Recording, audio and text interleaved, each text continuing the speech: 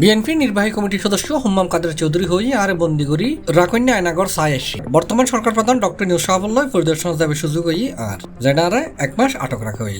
আজকে সকালে কিছুক্ষণ আগে ঘন্টা দুয়েক আগে আমাদেরকে সুযোগ করে দেওয়া হয়েছিল আমাদের বর্তমান সরকার প্রধান ডক্টর ইউনূসের সাথে আয়নাঘর পরিদর্শন করার, যেখানে আমি প্রায় 1 মাস আটক ছিলাম। সেই জিনিসটা আজকে দেখে এসেছি আমি। আশা করি এখন বিচারের কার্যক্রম শুরু হবে। আশা করি যে ভালো খবর কিছু আপনাদেরকে দিতে পারবো। যারা যারা আমার পরিবারকে এভাবে অত্যাচার করেছিল তাদের বিচার এখন শুরু হবে।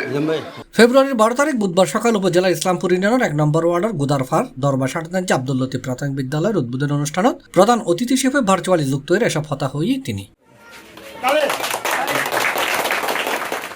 অনুষ্ঠানত প্রধান বক্তা ছিল চট্টগ্রাম উত্তর জেলা যুব দলের সিনিয়র সহসভাপতি ইউসুফ চৌধুরী, উদ্বোধক ছিল ইউনিয়ন বিএনপির সভাপতি আব্দুল মান্নান রনি, বিদ্যালয়ের জমিদাতা এবং সভাপতি এম এ লতিফ ফাউন্ডেশনের চেয়ারম্যান মোহাম্মদ নিজামুদ্দিনের সভাপতিত্বে অনুষ্ঠানত বিশেষ অতিথির বক্তব্য রেখে ইসলামপুর ইউনিয়ন বিএনপির সাবেক সভাপতি সিরাজুল ইসলাম তালুকদার, স্কুলের উপদেষ্টা খালেদ বিন আব্দুল কাদের বাচ্চু, চট্টগ্রাম উত্তর জেলা যুব দলের সাংস্কৃতিক বিষয়ক সম্পাদক রাকিবুল হাসান মাসুদ, ইউনিয়ন কাউন্সিল কমিটির সভাপতি পিয়ারুল আলম তালুকদার, বিদ্যালয় সচিব মাস্টার হানুর রশিদ, মাওলানা আবু সৈয়দ, ওয়ার্ড বিএনপির সভাপতি এম এ বেলাল, বিএনপি নেতা আব্দুল মান্নান কোম্পানি, আব্দুল আলিম সহ আর অনেকেই। অনুষ্ঠানের সঞ্চালনা করেন ইসলামপুর ইউনিয়ন ছাত্র দলের সহসভাপতি মোহাম্মদ কাউসার। এই এলাকায় স্কুল যে কতটুকু প্রয়োজন ছিল সেটা আপনারা নিজেও জানেন। এই এলাকা থেকে শিক্ষার্থীরা বোগাবিলিতে পড়তে যায় এবং বোগাবিলিতে পড়তে গেলে যখন বর্ষা আসে তখন আর যেতে পারে না। এবং রানীহাট কলেজের দাতা সদস্য হিসেবে নিজেকে নিয়োজিত করেছেন। এই প্রতিষ্ঠান করার জন্য যে ভূমি দিয়েছে, এই ভূমি ইনশাল্লাহ একদিন তার বংশের আলো জ্বালাবে ইনশাল্লাহ।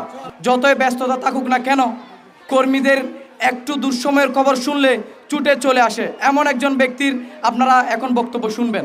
আব্দুল লতিফে এই যে অনারা হসপিটাল দেখতে রাখুন, অনারা যারা অসহায় মানুষ আছেন অনারা এতুন যে সাহায্য দিয়ে ফল ইয়েন আব্দুল লতিফের দিকে দে তার উত্তরসূরি তার ফুয়া আজ ইয়েন কুড়িটার জায়গা এদিকে মহৎ ব্যক্তি আয় অনারা ফাইবেন কিনা আর সন্দেহ আছে।